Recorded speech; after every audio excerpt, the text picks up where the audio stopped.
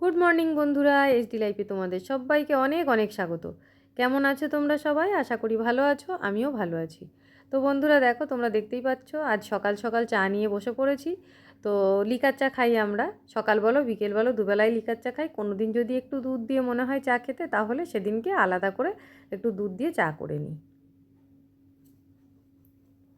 তো বন্ধুরা দেখো, চা খেয়ে তোমাদের দাদাভাই চলে গেছে কাজে, আর আমি চলে গেছিলাম বাজারে। বাজারে গেছিলাম আজকে একটু চিংড়ি মাছ আনতে, কেননা একটু মানকচু রয়েছে। কদিন ধরেই ভাই বলছিল চিংড়ি মাছ দিয়ে মানকচু দিয়ে রান্না করতে।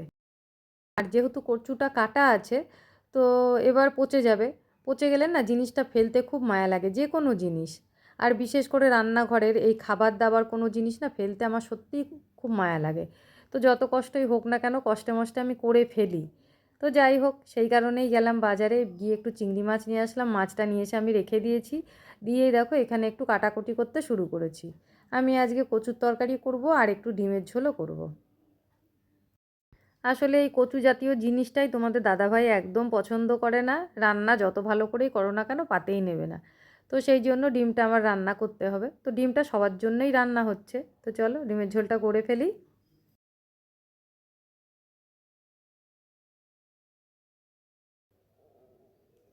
তো বন্ধুরা দেখো, ডিমের ঝোলটা আমার রান্না হয়ে গেছে। আমি কিন্তু তোমাদের সঙ্গে এই রান্নাটা শেয়ার করলাম না। তো চলো এবার কচুটা রান্না করে ফেলি। কচুটা আমি একটু মোটা করেই খোসাটা ফেলে দিয়ে ডুমো ডুমো করে কেটে নিয়েছি। এবার এটা সেদ্ধ বসিয়ে দিলাম। প্রেসার কুকারে বসালেও বসাতে পারতাম সেদ্ধ, কিন্তু প্রেসার কুকারে দিয়ে দিলে বেশি গলে যাবে না কি হবে, সেইটা ভেবেই আমি বাটিতে সেদ্ধ বসিয়ে দিয়েছি। আর এই দিকে দেখো চিংড়ি মাছ, আমি এখানে বেশি চিংড়ি মাছ আনিনি, অল্প একটুই এনেছি। কচুটা এইদিকে সেদ্ধ হতে হতে আমি চিংড়ি মাছগুলো সব ছাড়িয়ে ধুয়ে নিয়েছি। আর এই দিকে দেখো মশলাটা দেখতে পাচ্ছ তোমরা, আমি যে আগে ডিমের ঝোল করলাম, ডিমের ঝোলের জন্য যে মশলাটা আমি করে নিয়েছিলাম, তার মধ্যে ছিল আদা রসুন পেঁয়াজ কাঁচা লঙ্কা, সব দিয়ে আমি মশলাটা করে নিয়েছিলাম। সেখান থেকেই কিছুটা মশলা আমি এর মধ্যে রেখে দিয়েছি। এদিকে চিংড়ি মাছটাও ভাজা বসিয়ে দিয়েছি। এই মাছ ভাজাটার মধ্যে সামান্য একটু হলুদ আর নুন দিয়ে দিয়েছি। আর চিংড়ি মাছটা কিন্তু আমি যেটুকু এনেছি তার থেকে অর্ধেকটা তুলে রেখেছি, আর অর্ধেকটা আমি রান্না করছি। কেননা তোমরা দেখলেই মানকচুটা কিন্তু আমি একদম অল্প করে কেটে নিয়েছি, শুধু দুজন খাবো বলে, আমি আর ভাই।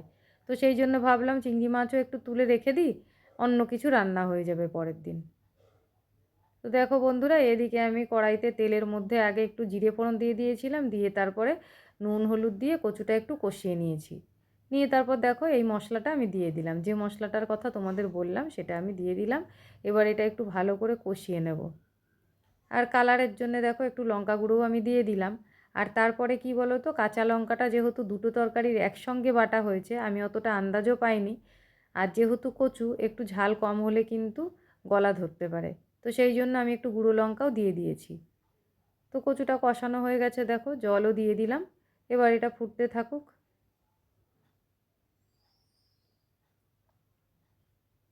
তো বন্ধুরা দেখো, অফ ক্যামেরায় আমি চিংড়ি মাছগুলোও দিয়ে দিয়েছিলাম, আর কচুর তরকারিটা কিন্তু আমার রেডি। আমি একটু মশলা করে রেখেছিলাম, মশলা বলতে ভাজা মশলা, শুধু একটু জিরে আমি শুকনো খোলায় ভেজে নিয়েছিলাম, আর সেটা গুঁড়ো করে এর মধ্যে দিয়ে দিয়েছি।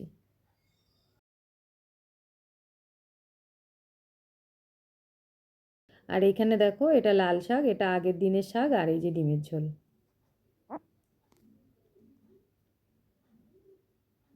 তো চলো এবার রান্নাঘরের কাজগুলো সেরে নিই। তো বন্ধুরা, সেই দুপুরবেলায় তোমাদের সঙ্গে কথা হয়েছে রান্না বান্না করার পর। তারপর রান্না করে সব কাজকর্ম সেরে স্নান করে পুজোয় যখন বসেছি, ঠিক সেই সময় মা প্রচণ্ড পরিমাণে অসুস্থ হয়ে পড়ে। নিয়ে আমাদের ছুটতে হয় ডাক্তারখানায়। আর ওনাকে ভর্তিও করা হয় নার্সিংহোমে। তো সেখানে ভর্তি করে এখন রাতে আয়া থাকবে, ওখানে তো আর ঢুকতে দেবে না আমাদের, তো সেই জন্য এখন আমি বাড়ি ফিরছি। আর যাওয়ার পথে একটু চায়ের দোকানে ঢুকেছি চা খেতে।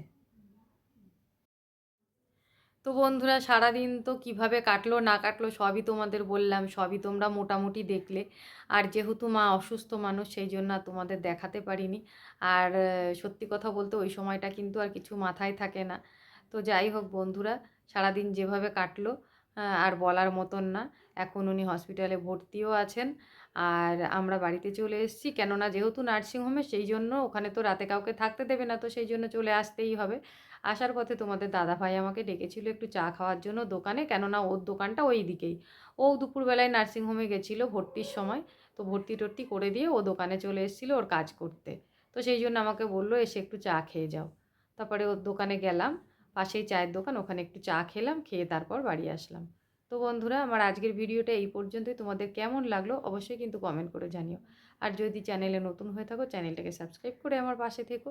চলে আসবো আবার কোনো নতুন ভিডিও নিয়ে, ততক্ষণের জন্য টাটা বন্ধুরা।